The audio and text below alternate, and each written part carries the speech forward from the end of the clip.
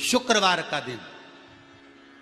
तो कहोगे गुरुजी ये कथा कहां से निकाल के लाए हो? तो विष्णु पुराण में से आप उसको स्मरण कर सकते हो। काय में से? विष्णु पुराण में से। एक पात्र में देसी गाय का दूध, जल उसमें रखकर, और आपके यहाँ अगर लड्डू गोपाल हो, यदि आपके घर में ठाकुर जी हो, लड्डू गोपाल हो, विष्णु जी का कोई स्वरूप हो, श्री हरि का कोई स्वरूप हो, तो उस पर शुक्रवार के दिन आप संध्या के समय पर दुर्वा डालकर, उस दुर्वा से अगर लक्ष्मी जी के नामों का 108 बार उच्चारण कर कर, घी का दिया लगाकर, कैसर के चावल साथ में रखकर केवल उस जल का और दूध का मात्र छींटा देते हो, तो उसके घर में कभी लक्ष्मी की कमी नहीं आ सकती, संपदा बढ़ती चली जाती है।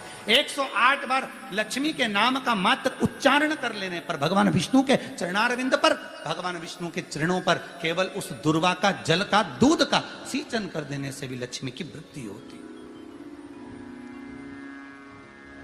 लक्ष्मी देती है, दुर्वा बढ़ती है। और दुर्वा का एक बहुत सुंदर गुण है महाराज, बहुत सुंदर गुण है दुर्वा का। जहां पर उसके भीतर गांठ आती है ना, वहां से 2 रास्ते बना देती है। बोलो बनाती कि नहीं बनाती?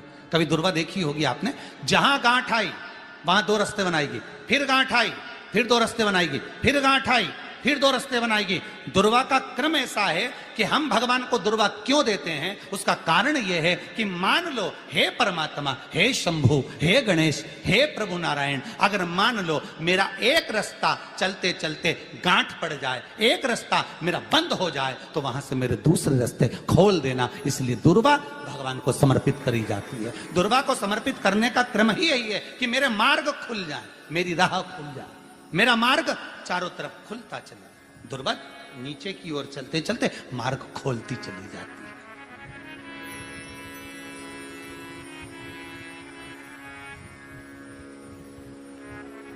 अमृत है ये, इसलिए नष्ट नहीं होती।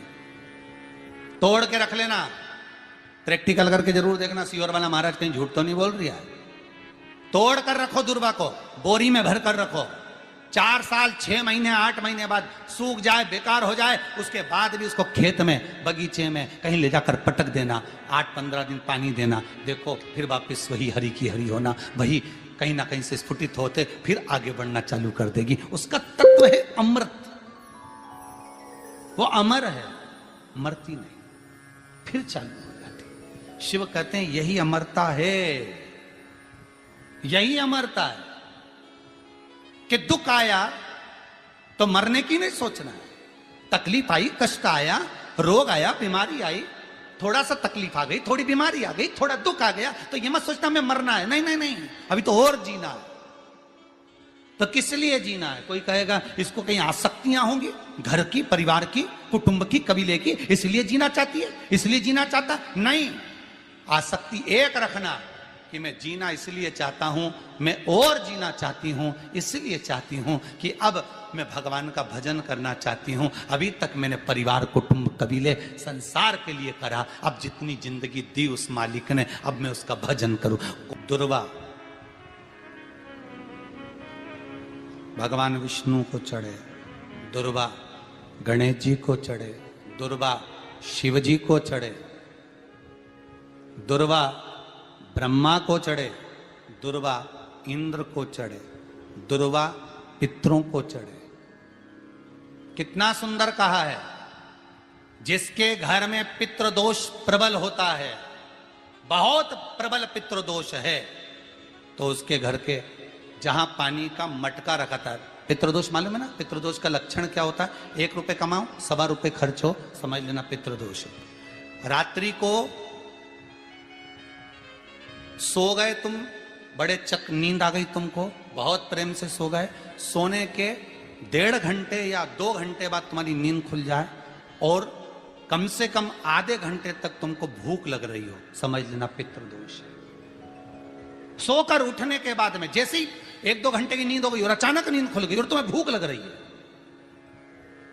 भूख लग रही है, प्यास लग रही है बहुत तेज, अभी सोए हो, 1.5 घंटा ही हुआ, 2 घंटा ही हुआ, भूख लगने लगी, बहुत तेज भूख लग रही है, समझ लेना पितृदोष। पितृ भूखे हैं, भोजन की याचना कर रहा है, भोजन की याचना। सोने के बाद तत्काल नींद खुले 2 घंटे के बाद, भूख लगे, उसका भी एक समय बताया है महाराज ब्रह्मवर्ता पुराण के अंतर्गत कि रात्रि को सोने के बाद में 1 घंटे की नींद हो जाए और उसके बाद में 2 घंटे के अंदर वापिस नींद खुल जाए और भूख लगने लगे तो समझ लो पितृ भूखे हैं, भोजन मांग रहे, अन्न मांग रहे, पितृ दोष है।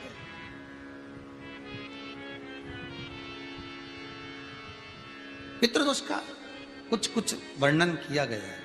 घर में एक पात्र के चक्कर में, एक बेडशीट के चक्कर में, एक सामान के चक्कर में विवाद हो रहा है तो समझ लो पितृदोष है।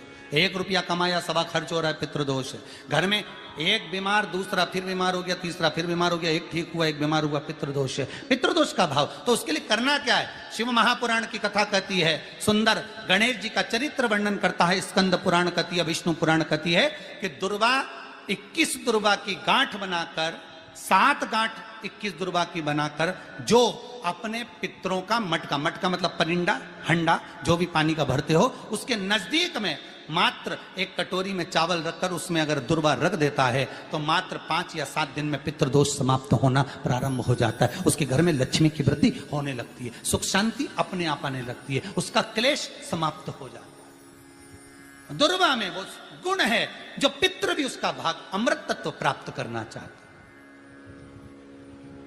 अमृत देना चाहते। और सरल भाषा में समझिए, जिसकी फैक्ट्री नहीं चल रही हो, फैक्ट्री में बार बार कुछ तकलीफ आ रही हो, गाड़ियां नहीं चल रही हो, 4 व्हीलर गाड़ियां ले रखी हैं, कभी ट्रक गड़बड़ हो रहा है, कभी ट्रक में ये हो रहा है, कभी गाड़ी में ये हो रहा है, कभी बस में ये हो रहा है, बस एक काम करना है, दुर्वा का थोड़ा सा भाग लेकर पानी के लोटे में उसको डालकर 5 अक्षत के दाने उसको पटक कर उस गाड़ी के अंदर उस कलश को रख दो, बस आधे घंटे के लिए, और उस पानी को चक्के के चारों तरफ डालते डालते जाइए दुर्वा के साथ में, तकलीफ नहीं देगा। फैक्ट्री का भी यही प्रमाण है। दुर्वा में वो अमृत तत्व छुपा है जिसका सुख आनंद दे जाता है, आनंद। शिव पुराण कह रही है महाराज, दुर्वा का एक नाम और है, उसका नाम है अमृत जन्मा। क्या नाम है? अमृत जन्मा। दुर्वा का एक नाम और है। मारवाड़ी लोग इसको ध्रुवी बोलते हैं, ध्रुव बोलते हैं। दुर्वा का वो सुख, शंकर भगवान गौ माता दूध की धार लगाती है, इसलिए दुर्वा का दूध से बड़ा मिलन है, बड़ा आनंद है, बड़ा आनंद, बड़ा सुख है। कोई भी ग्रह अनुकूल नहीं है, सब बेकार चल रहे हो, सब प्रतिकूल चल रहे हो, दूध के पात्र में दुर्वा डाल लो, पीपल के वृक्ष के नीचे चढ़ा कर आओ, राहु केतु शुक्र शनि जो भी गड़बड़ है सब सुधरना चालू हो जाता है। दुर्वा का वो सुख। जिस नदी में स्नान करो,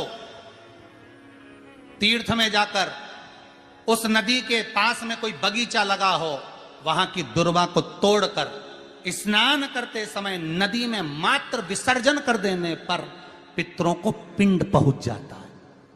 मात्र उस दुर्वा का विसर्जन कर देने पर पितरों को पिंड का भाग मिल जाता है। अभी ना तो तुम्हारे पास में आटा है, ना तुम्हारे पास में चावल है, ना तुम्हारे पास में पिंड है, ना कोई तुम्हें संकल्प छुड़ा रहा है, ना कोई तुम्हारे पास में वस्तु है, उसके बाद भी पितरों को भाग मिल रहा है। काय से? केवल एक दुर्वा के तत्व से। स्नान करने से पहले पवित्र नदी में, गंगा यमुना नर्मदा सरयू आदि किसी पवित्र नदी में आप स्नान कर रहे हो, वहां के बगीचे में घूमकर आप जाते तो हो, पैदल ही नहाने जाते हो, तो घाट के आसपास में कोई बगीचा, वहां की दुर्वा तोड़ ली, एक दुर्वा नहाने से पहले अपने पूर्वजों पितरों के नाम से नदी में छोड़ दी। फूल तो छोड़ते ही हो, दिया भी छोड़ते हो, बस एक ही चीज नहीं छोड़ते, वो दुर्वा, और वो ही काम की, वही काम की। तुम कुछ छोड़ो ना छोड़ो, एक दुर्वा का भाग छोड़ दिया, वो पितरों के लिए होता, सुख प्रदान करने वाला। शिव पुराण कह रही है महाराज, देवताओं को अमृत कितनी बार मिला? 1 बार। दुर्वा को अमृत कितनी बार मिला? जम के बोलिए, 5 बार। कार्य सिद्धि के लिए 5 दुर्वा गणेश जी को चढ़ाई जाती है, आज भी नियम।